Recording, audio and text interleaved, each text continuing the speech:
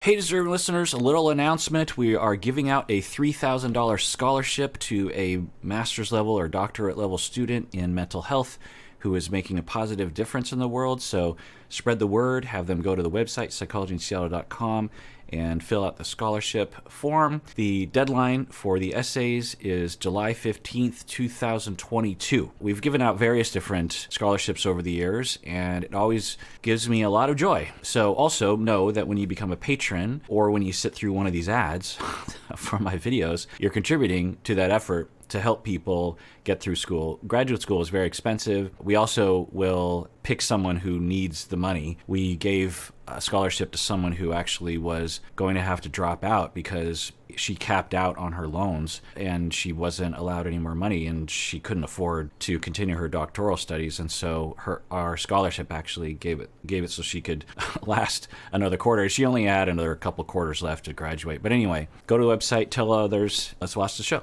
Any room you want, you can drink coffee, you know? You're so particular with your home. You have an OCD problem. No, it's not. I know, yes, it's not you do. OCD. Yes, you do. Yes, you do. Hey, it's just certain things you want.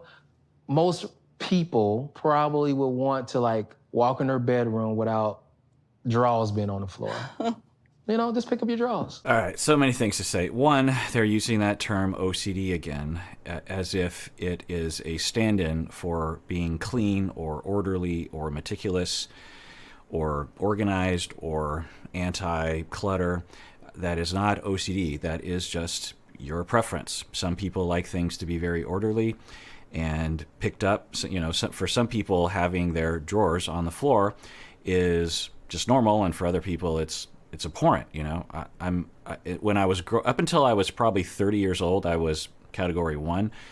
After 30, I became category 2. I think it was largely because I started, as many of you know, practicing out of my home, and I started having clients that would be coming in and out of my house all day long. And of course, they wouldn't be in my bedroom with my drawers, in my drawers or out of my drawers. But I suddenly started looking around my house, you know, and my livelihood depended on it. And I had clients that I thought were kind of fancy at times. Not every client, but, you know, private practice tends to be only affordable to people and who have means to pay for it. Unfortunately, that's sort of a price we pay as clinicians sometimes when we go into private practice. You know, we're often very dedicated to social justice, economic justice, and serving people in need. But you got to pay off your student loans, and working in the kind of agencies that service those populations that are low socioeconomic, you literally, on this jag, when I graduated from in my master's, and later I got another master's and a doctorate, but when I got my first master's and I was practicing, you know, you have a master's degree and you're a therapist and you're licensed and you are a clinician, and I was getting and at the time I'm 26, 27, and I'm paying the same kind of, I have the same lifestyle of like a 20-year-old. I'm eating very cheap things. I live in a very cheap apartment. My furniture is all hand-me-down. I literally made my furniture out of plywood and polyester fabric. I made my own furniture out of plywood because I couldn't afford furniture. Furniture is expensive. Anyway, so I was very poor, not poor, but well, I was, because one, I was in a ton of debt from going through graduate school, and my salary at the agency didn't pay enough. So at the end of the month, I was going in more and more debt because the interest on my debt was, outpacing what I could pay. I'm not explaining that right. I couldn't get above the interest and then pay off on the principal. And so I was going into more debt after I graduated, even though I had a very typical, job in the mental health arena. And now what people will do is they'll blame like the insurance companies or they'll blame the agencies. And no, we blame taxes. We blame politicians. We blame potentially the voters for not voting and pressuring their politicians to dedicate tax dollars or raise taxes to pay for this sort of thing. there's certain things that we consider very important, like police and roads and a fire department and public health and infrastructure. Mental health is one of those things. There are so many benefits to our society and to the economy when we actually dedicate the resources. Anyway, so it was in private practice, and I was seeing clients in my house for the first time, and I started looking around my house and thought, wow, I'm not really that clean. I'm just sort of not that clean. And so I I became very concerned, and then that just kind of spread to the whole house, and then I became very meticulous. But anyway, so that's just meticulousness. And they're saying, okay, you're so OCD. We need to get away from that. I've been over that already. And then another thing we can say here is that he says, well, I think most people or everyone would agree that drawers on the floor, they're not going to like that. So I've said this before, but when you're trying to make a point and you are in a conflict with someone, even a minor one like this, you want to stay away from triangulating other people. Now, sometimes that's required based on the premise that you're presenting, but that's not necessary here. So the way Bowen looked at it in terms of a triangulation is that there's a little bit of tension between Bilal and Shaeeda right now. Bilal wants her to pick her stuff up. He also feels like he feels like maybe she sees him as being unreasonable. And instead of directly facing each other, he brings in a third element, which is the rest of the human race. He triangulated us. He triangulated you and me, everyone, into their fight by saying everyone else agrees you're wrong. I mean, he wasn't saying that directly, but he's basically saying that. Everyone agrees that I'm right and you're wrong. There's no way you can argue with that third element. And there's no way, and she could easily say, actually, I think everyone would agree that a little bit of disorderliness in life is not only normal, but might even enhance one's life. And I think everyone agree that you're both would be right and both would be wrong, because you can't pull the entire planet up on that issue. The way to directly talk about it in a differentiated, mature way is to say, I don't know what other people would think, and you can certainly have your own preference, but I would prefer if you picked your stuff up. You don't have to, of course, but when I see that there, it starts to irk me, and maybe that's my problem, and if you need me to deal with that, I guess I will, but you could really help me out if you picked it up. Okay, that's different. You're owning your feelings. You're not triangulating. You're being direct. You're not claiming that your feelings and take on things is the way. You're recognizing that she has power. So there was that undifferentiated triangulation there. And the other aspect is just this tone, the patriarchal tone to his language. He's like talking to a teenager. I mean, if you heard this conversation and you couldn't see who he was talking to, you would just assume he's talking to his daughter, which he is not. Pick up your dirty socks, put it, in the laundry basket. That's okay. You're so particular. Anyway, love you. I love you. Love you. Love you lots. I've been a little worried for a while now about their dynamic because Shaeeda, although kind of pushes back, she doesn't seem to do much. Now, it could be two different things. One is that she's just super easygoing and she doesn't really care, and that's sort of the best case scenario. The worst case scenario is that she actually, for reasons in her past or reasons in their current relationship with Bilal, that she doesn't feel like she can speak up, that she doesn't feel like she has the power to say anything. And the more I look at this, the more it kind of looks like the latter, but I don't know. I love you so much, you have no idea. That's how much. Spending more time with Bilal, he's pretty much uptight. I think he's been single for too long. He needs to loosen up. That perspective could possibly be slightly true, but if I were her friend, I would say, yeah, maybe, but probably not. This is probably the tip of the iceberg. If he has a problem with this, then he's probably refraining from exposing you to all that is his meticulousness. Now, it's been a while since I've talked about this, but just in a very, very brief nutshell, there is a thing called obsessive compulsive disorder, of course, OCD, and there's also a thing called obsessive compulsive personality disorder that is really quite different from OCD, even though it sounds very similar. OCD is basically an anxiety-based condition in which you will have you'll have different manifestations of your obsessive. Whenever you think of OCD, think obsessions, which result in compulsions. So for someone with OCD, they might be obsessed with cleanliness, and then that creates the compulsion to constantly wash their hands. Another person with OCD might be obsessed with pleasing God and praying all the time, and so that compels them to pray all the time. Another person might be obsessed with counting everything in the room, or they feel like they have to, and the compulsion is to actually do that, or to flip the light switch on and off, or they get a mile away from home and they're like, oh, I didn't check the stove, and they go back and they do that, and they do that like 10 times before they feel secure. It used to be classified as an anxiety disorder back when I was coming up, and now it's no longer classified that way.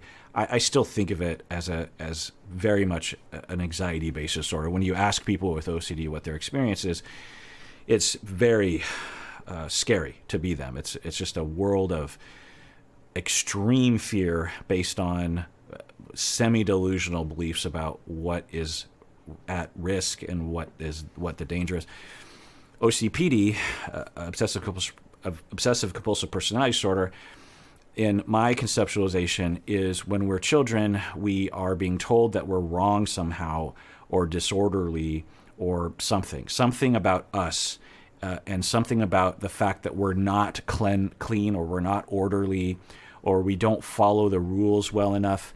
Often there's a lot of criticism that is given to a child, and then the child learns to adapt to that by constantly being buttoned up and clean and orderly, and it will manifest in various different ways. It can manifest in what looks like OCD, in which they are very clean in someone's house, and to differentiate between actual OCD and OCPD, in a nutshell, with people with OCD, they kind of know that there's something odd about the way they see the world. OCPD people, they don't think there's anything weird. They're just like, well, this is just the way that it is. If I was to go down a road of assessment with Bilal, I would go down that road first, given what we've seen. He doesn't seem to be driven from anxiety. He seems to be driven from principle, which is more indicative of OCPD. But it can also manifest in following the rules. It can, and very adamant about everyone following the rules. It can manifest as always being on time. It can manifest as making sure that you never say anything wrong, or having perfect presentation of your outfit or your hair, so it can manifest in a wide variety of ways. Whereas anyway, point is those are those two. And so he might actually have a mild case of OCPD as a result of criticism, or somehow being treated like there was something wrong with him when he was a kid. So, Bellasita, Yeah, baby. I don't want to rush you, but I don't want to be late for Juma. I would tell you this out of everything, seriously. Yeah. That is like a pet peeve of me, like being late for Juma. So we want to make sure we're on Juma on time. Did I not just... Yeah, so it's a pet peeve of his, being late. Now, I'll tell you, I have a mild case of OCPD. I've talked about this a lot in my deep dives that are for patrons only, mainly because I just don't want to talk about that personal side of myself to the entire planet. Not that the entire planet is listening, but... And I also... So, earlier I was talking about how I had a very, not a messy house, but, not clean. And so it's kind of weird. It's like, well, even though I've probably always had, I always have had a mild case of OCPD. And I say mild because the way that it manifests, if everything's going well in my life, I'm very orderly, I'm very principled, and I'm very on time. And that's, it just means that I'm very conscientious, that the quality of conscientiousness is very much a part of one's OCPD. I'm also a perfectionist, and we'll be able to not, I don't need things to be perfect in order to, do something. Like with this podcast, I'm a perfectionist. It might be surprising to some of you. It's just like, well, there's a lot of shaggy edges to your content, but what I'll say is there's a lot more shaggy edges that I actually trim back a lot. Anyway, so yeah, I'm seeing signs, and now because that's not necessarily OCD. If someone that's very meticulous in their house is very particular about being on time. Now, can someone just be very clean and very much want to be on time because it's respectful to other people and they don't have OCPD? Absolutely. Because there's so much benefits in that, as we know. Yes, of course. So, I'll be on time. today is the first Friday that Shaeeda's here with me. So I'm taking Shaeeda to Juma. Juma is a sacred time on. Side note, another possibility is that whole quote-unquote prank, i.e. a long series of lies that he committed and deceptions, could also have been based on the principled focus, the focus on principles that people with OCPD will exhibit sometimes. Not everyone with OCPD has that.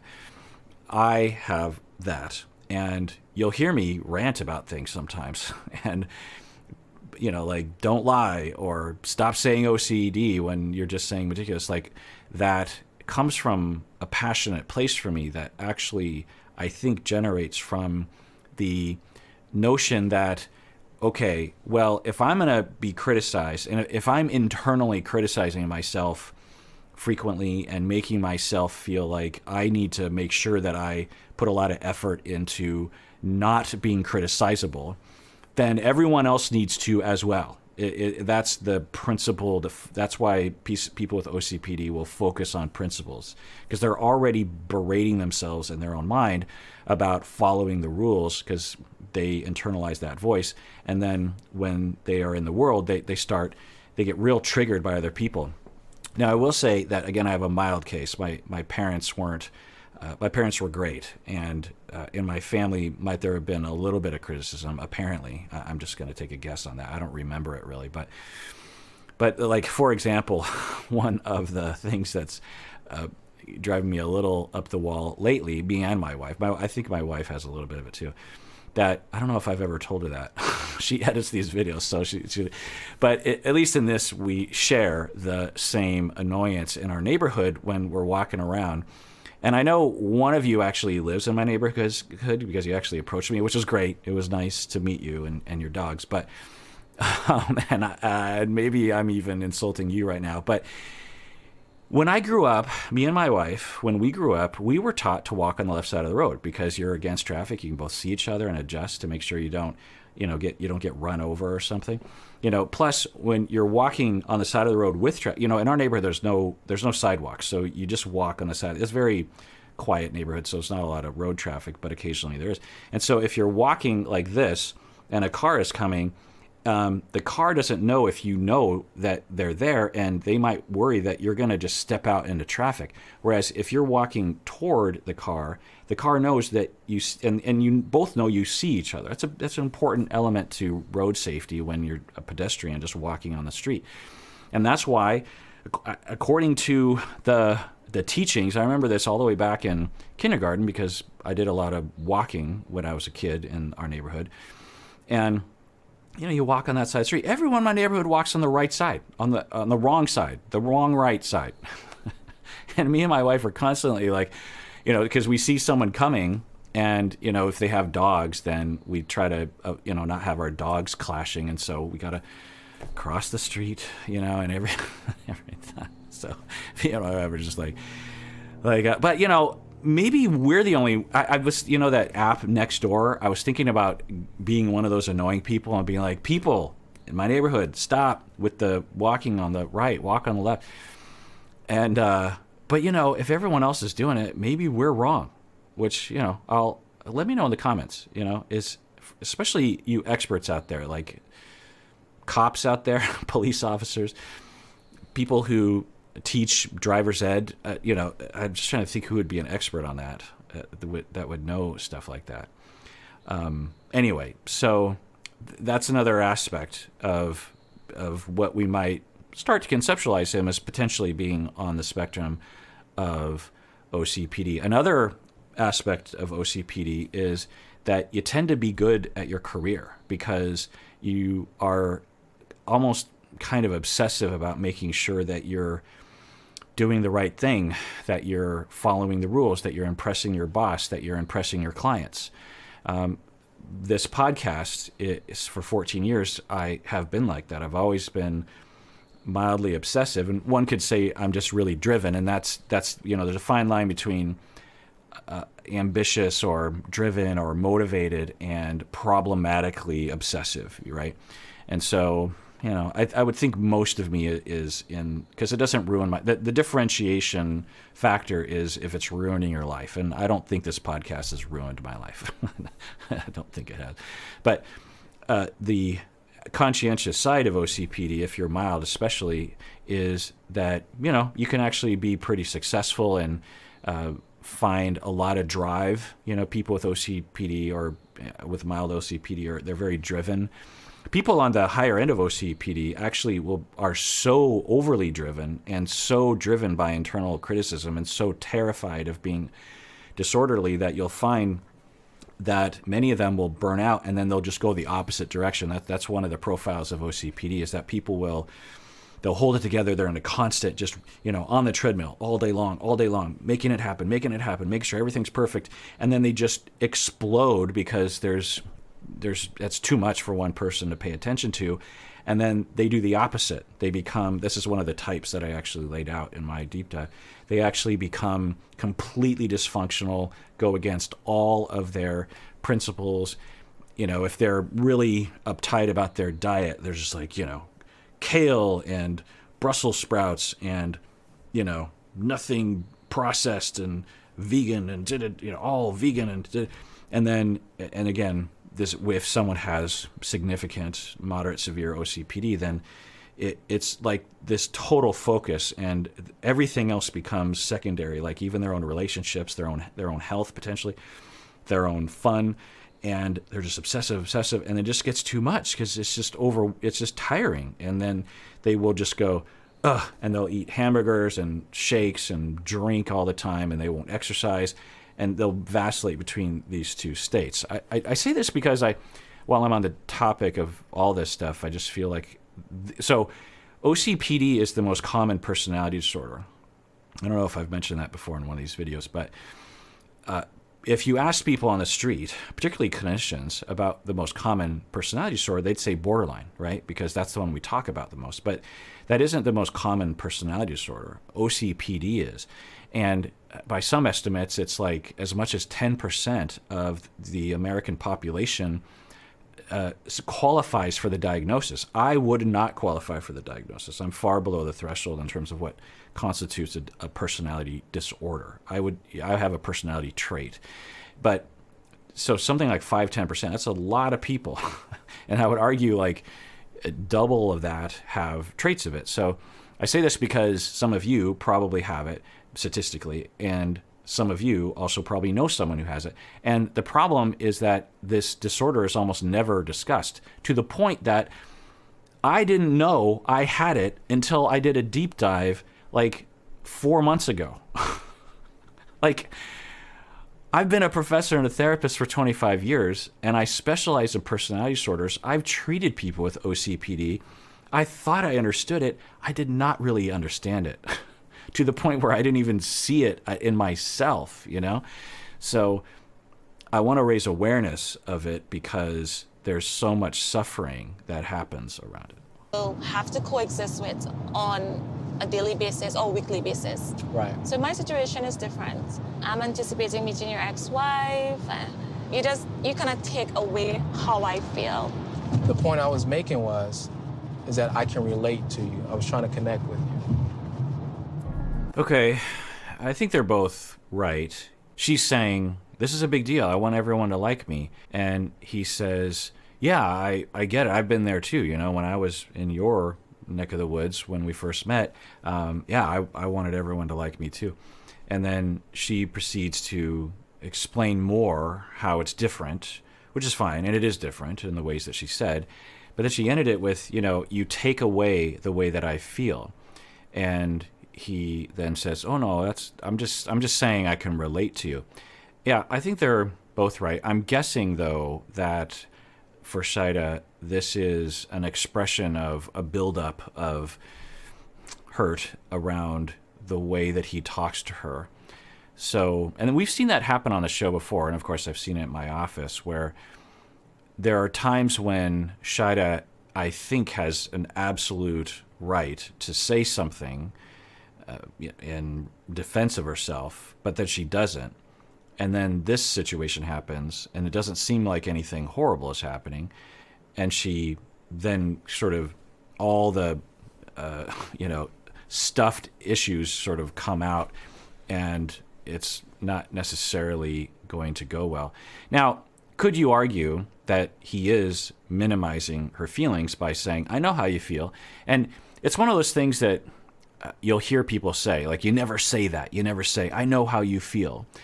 And no, you can certainly, the issue is you don't want to minimize someone's feelings.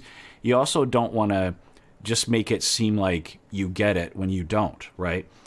But if you get it and you've been there before, then say it, but say it in a way that's convincing. Like if Bilal had said something like, "Yeah, I mean, my situation was maybe a little easier than yours because you're meeting these people, you're going to enter their lives. I just met these people, and I'll rarely see these individuals because, we're not going to go to your home country that often, or not as often as you're going to be here with my family. So it's different. But I do remember feeling very nervous about meeting your family and worrying about if they would like me or not. So, I get that. So you can relate, you can empathize through relating and saying one of those stories, but you have to be convincing around it. Like if someone came to you and said, "Oh, I just had to put my dog down and it was just incredibly sad for me," and you say something like, "Oh yeah, I've been there before."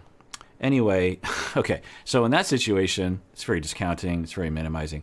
But if you said something like, "Oh my God, I've been there before, it is the worst, so I'm so sorry you're going through that," like, it's different, right? So it's not, these rules that people have around just, never say this. Like another thing, just while I'm on this topic, because it's a pet peeve of mine.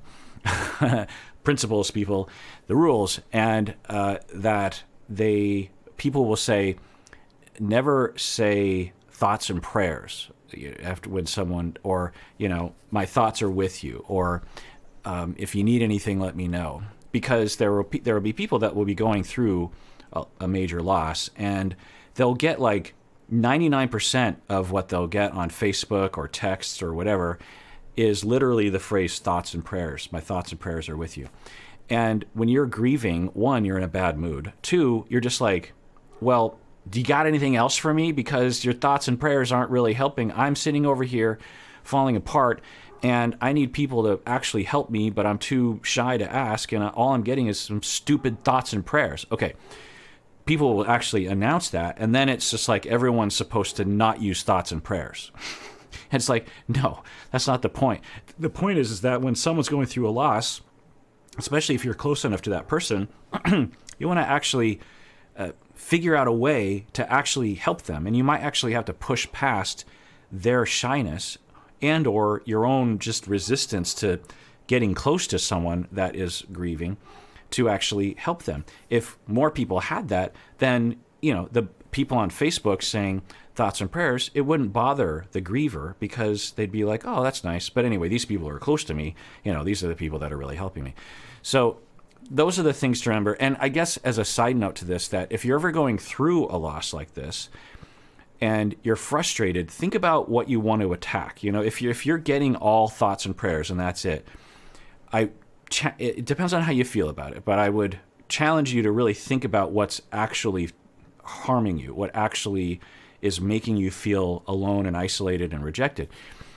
The thoughts and prayers are an easy target, but I'm guessing a more targeted criticism is, look, great, thanks for your thoughts and prayers. It's nice that I'm in your thoughts, but everyone, I need actual help. So can someone actually put some effort into helping me, because I can't even begin to tell everyone what I need because I'm so out of sorts right now. So I just need people to figure out my life for me. Can someone please do that? You know what I'm saying? Anyway, it's hard though.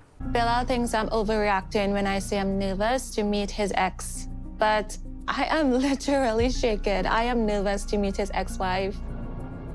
Bilal tends to lecture me a lot. This is something he did on the phone. But since I've been here, I thought he would have been more relaxed. But he seems... Okay, so she's saying that he lectures her a lot, which doesn't surprise me. And given his tone, yeah, it's upsetting. It's not unfixable, I will say, but it's upsetting. Also, she says, yeah, for 2 years we were on the phone and he kept lecturing me, but I just figured when I saw him in person that would end. What? Like, what? I mean, people on this show, I mean, God bless them, and I don't know, maybe this couple will work out and everything will be fine, but I would understand if someone said, yeah, in the beginning of a relationship, he kept doing this sort of thing, but I thought if I could really talk with him and get him into therapy or, really work on that, I'd be able to change that. Okay, that would make some sense. I would still be like, well, watch out, because they might not want to change that, or they might not actually change that, or it might be really hard for them to change that. But a lot of times people on the show, they're just like, yeah, I did see evidence of that, but, I figured it would change. Huh? still be like, always lecturing me. I'm not looking for you to be my dad. I'm looking for you to be my supportive fiancé and speak to me like your fiancé. Well, like I've been saying ever since, because she's said similar things, I'm glad that she sees it. So she knows what... I think she's quietly aware of all the issues. So she has that going for her, which is a huge strength of hers that other people on the show don't exhibit. So I can relax a little bit knowing that she knows. So hopefully she can actually take action on that. And I think he might be receptive to it. I don't know. Maybe. Those are your feelings. I can't tell you how to feel. Oh, okay. Just making sure. I would tell you one thing, though, that you might want to do before you meet her. Mm-hmm. You just might want to get that booger out of your nose before you meet her. I don't have no booger in my nose. Yeah, you got a no, booger in your nose. It's green and brownish. Oh, whatever. Look like maybe you have something stuck in your teeth. Look like it got a hair on it. No, I don't. I don't understand what's happening right now. Is he trying to make a joke? I would assume he's making a joke. But if he isn't, I assume they're just playing with each other. I don't know. Like in the middle of that conversation, and then you think, I don't know, this conversation is a little interesting. I don't know what to make of it. I think on one level, this conversation went pretty well. She spoke up for herself, and he, was a little defensive. He did something that a lot of people do, which really just, when your partner tells you, please don't do X, Y, and Z, or please do X, Y, and Z, I know you'll feel compelled to say, but I did do that. Okay. There's a chance you didn't do that. Or it wasn't exact, or you don't even really understand what they're saying. If your partner is making a request of you, and I learned this early in couple therapy, which is that when couples are making requests of each other, it is a sacred conversation. These conversations almost never happen, and so much needs to happen in this conversation. The requester has to say it in a way that's non-judgmental and non-accusatory. They have to take care of the requestee as they request. The requestee has to be open relatively to what the person is saying and push aside their defensiveness and their narcissism. And assume that the requester has probably been thinking about this for a long time, and 10 times went by them and they didn't request, but on the 11th time it was too much and they are finally making that request. So assume that when you're getting a request, it has many data points behind it. The other thing is that you want to, as a requestee, set up a protocol that when the requester is requesting something, that you make it so that this is a safe, sacred space. This is, when we were on the altar, and they're already married, so they've already done that, and we were talking about through sickness and in health and all that stuff, this is where the rubber meets the road. This conversation, through sickness and in health, through annoyance and defensiveness, I will love you forever. And so you want to, as the requestee, to set up a space where it's just like, okay, thank you so much. In fact, in therapy, we do this all the time. It's very formalized for us therapists that when a client complains about us, we're trained, hopefully anyway, to actually, even if we completely disagree with what the client is saying to us, we don't defend, we don't refute, we don't bring up counterpoints. We listen and we say, thank you for saying this. What a wonderful thing that you just did. You took a risk. You probably been thinking about it for a while, and you trusted me by making this request. And I am honored by that. And I want to create a super safe space where you can actually say all those kinds of things, because that's what therapy is all about. And how am I supposed to help you if I don't know those things? So the same rule applies, principle applies when you're in a relationship. So if you're Bilal, you would do better if you were to be like, oh, well, in your head, you're like, I kind of feel like I said that, but this is one of those moments. I'm getting a request. This is very important for us to cultivate this kind of relationship, because I don't want to shut her down so that she doesn't make requests in the future, so that she doesn't leave me or have an explosion because she lets 100 things go by, and the 101st thing is what causes her to explode. I want there to be a free and open lane here, uncluttered with, roadblocks. And so it's very important. And I'll tell you, I've never met a couple that does this well, in or outside the office, myself included. No one does this well. I don't know a single person that does this well. I mean, maybe some like Zen Buddhist or something. I don't know. But like the notion of hearing a request and just being like, oh, thank you for saying that. Let me think about that one. Okay, well, as I say it, like there are some people that are kind of like that some of the time, but it is a game changer. But it takes maturity, it takes differentiation to be able to hear a request and be able to be like, well, I'm still a good person, and it's probably true that I am like that, because I'm not perfect, and that's okay. And how am I supposed to know how I'm coming across? It's similar to the booger thing, like it. Whenever someone points that out to me, like you have a boog or you have a thing, I immediately say, thank you for telling me that, because I don't want, even if it's an acquaintance, because I'll be like, you saved me from having to humiliate myself in front of 100 other people today who probably never would have said anything. You want to create that space. And I'm getting sick and tired of you pranking me about this booger in my nose. I hate this type of joke. That's an American thing. That is not a Trinidad thing, and that is not my type of humor. I don't know where you come from, but the environment I come from, we keep our hands to ourselves. She felt hurt. I think she's escalating in distress. I think she's been, stuffing a lot of issues that are coming out right now. And he makes a joke about a booger, and she's like being playful, but also like, I don't like your attitude right now. And she hits him, and I was like, whoa, like you don't have to do that. Now, for some people, they do stuff like that. But generally speaking, particularly at this phase, particularly in the middle of a mild conflict, you don't want to start a precedent of even so-called playful hitting. Like if it was holding someone's hand, but to, playfully slap someone on the head, it's not a good road to go down, in my opinion. We've seen how those kinds of things can get out of control, and I've worked with a lot of people who have that kind of problem, and it starts with this sort of thing. Not only from her, but from him. Like if you do that to him, and he's like, oh, it creates a culture of like, when we're upset, we can do that, and that can get out of control, obviously.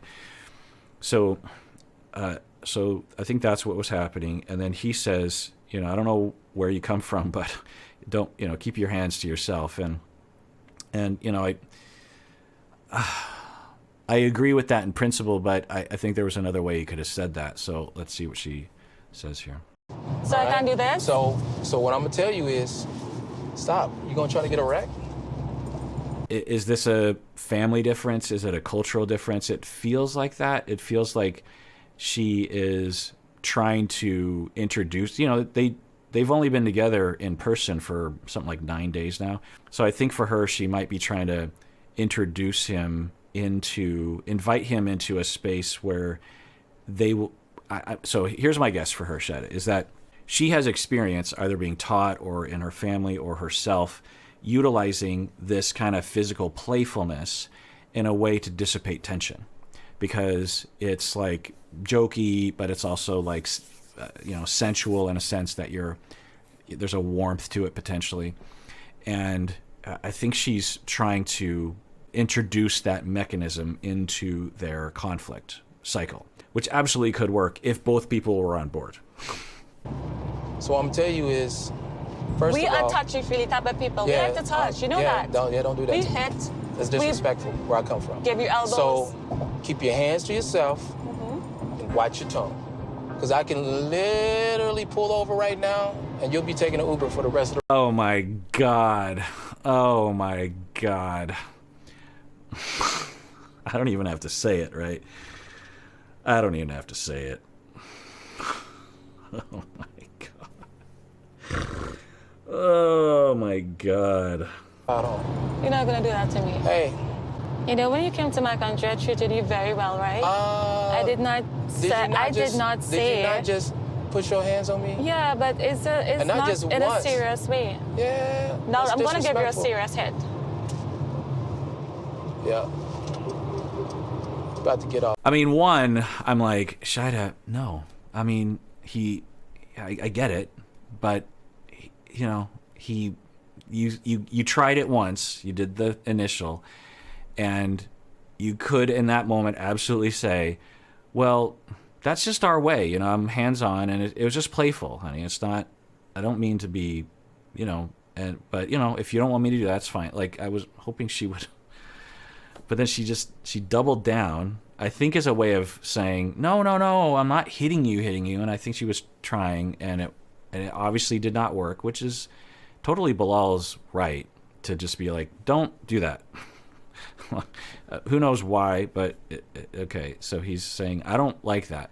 And then she does it again. Now, all he has to do is say, honey, we'll just talk about this later. It's not a big deal. I get where you're coming from, but I kind of have a thing about that. In lieu of what I was saying earlier, the differentiation. Instead of saying, I'm right, you're wrong, it's just like, I have a preference. And so, I get where you have your preference, I have mine. So could we not do that one? I appreciate it, but could we please just not do that one? Instead, it's pulling the car over. He won't make her take an Uber. That is not going to happen. Tell me that does not happen. Off right here. No, I'm not getting off. Yeah. Shaeeda is being aggressive, and it is making me look at her in a different light. She's doing this as a joke, but it's a joke that I don't play. Yeah, I mean, there's absolutely some potential validity to that. We don't know, because we don't know Shaeeda's pattern around this, but in this moment, she wasn't happy with him, and they were having some tension, and she tapped him. I don't know if anyone would think that's abusive, but it's not. If you were laughing about a joke and you're like, oh my God, and you slap someone on their knee or something, like, I don't think anyone would interpret that as hostile, right? But in that moment, it could be, at least from his perspective, it's like, wait, what? So, yeah, there's a part of that I absolutely will out. Now, will a lot of people disagree with him or not be like that, not have that preference? Absolutely. But, he's pretty clear. He was being patriarchal.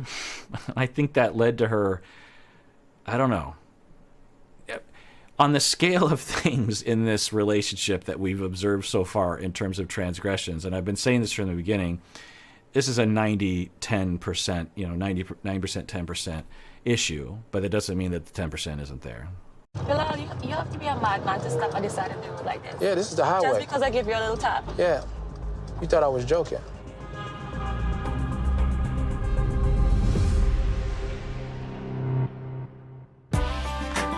Okay, well, I'm guessing we're going to see them later on in the episode. I'm just going to hope that he doesn't make her get out. It's already bad, though. This is already pretty awful. Do they last? It's not looking good for them. All right, well, I want to make an announcement. I've made this a couple times already, that there's a new thing called Super Thanks. There should be a button below where you can donate, essentially, I think. I don't know exactly how it works, but, up to you. I'd rather have people become a patron of the podcast, honestly. That's much easier to keep track of, and we can directly communicate with y'all. But, up to you. And everyone out there, please take care of yourself because you deserve it. You really, really do.